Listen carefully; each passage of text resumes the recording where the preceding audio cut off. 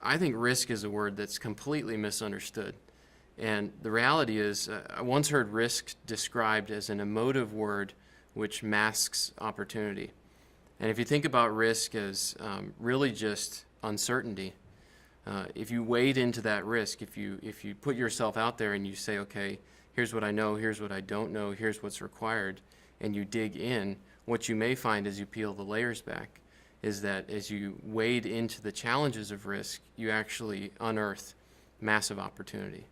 And so I think risk is thrown around as a catchphrase and used in ways that is unhelpful. I think the reality is risk presents opportunity.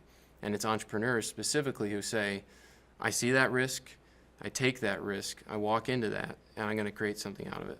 The risks that we've faced have been financial ones, making sure that we can compensate the artists at some level, small honorariums, a risk of people not accepting the artist's work, thinking that it's too Christian or not Christian enough, or getting caught up in that Christian secular debate that sometimes hampers the focus on the artwork and the subject matter.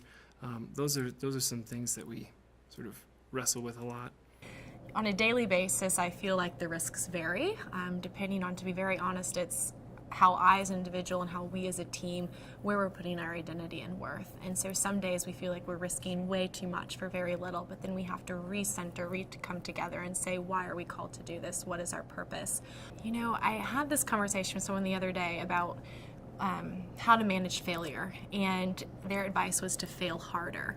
And that really encompasses, I think, what I as an individual and we as a team have to address is that what is failure? If it's really testing an idea and learning from it, as long as you walk away learning from it of how to do it bigger, better, stronger, harder, more passionately and well, then failure didn't really exist as failure, right? It motivates us forward. So I think it's just trying to keep that gospel perspective of not clinging to things so tight that we do feel failure in such a way that paralyzes us, but instead motivates us forward, that then kind of negates the whole word failure, right?